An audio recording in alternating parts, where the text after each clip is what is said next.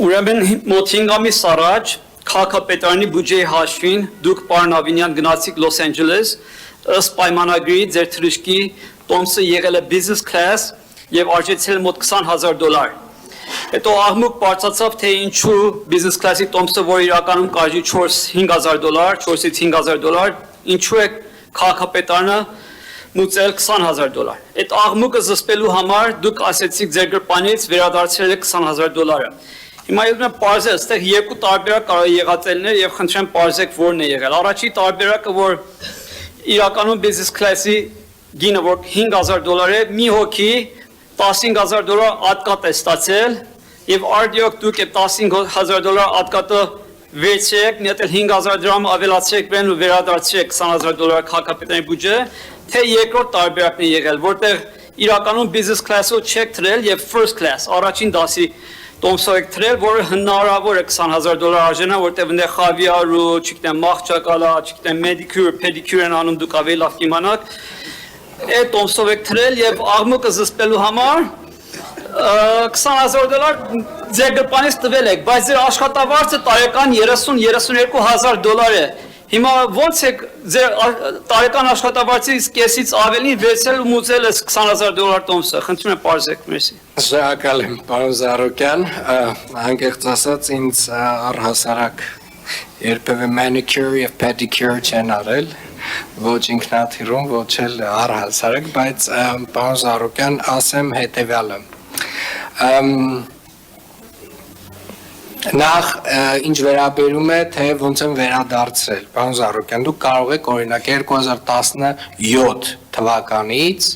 վերցնել իմ հայտարարագրերը 2017 թվականից սկսած ես 2017 թվականից հայտարարագրեր եմ ներկայացրել կենտրոնական ընտրական հանձնաժողով այն ժամանակ հիմա արդեն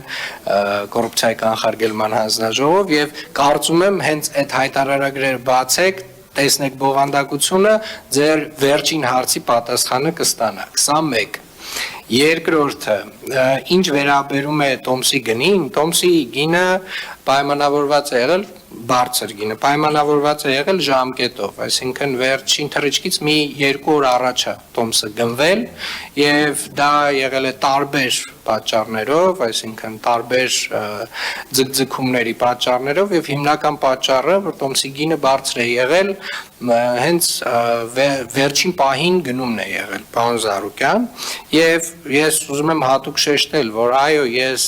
վերադարձրել եմ տոմսի գինը ոչ նրա համար որ դա բիզնես կլաս է, այլ նրա համար, որ իմ կարծիքով եւ իմ տպավորությամբ մեր աշխատակիցները, եթե մի փոքր ավելի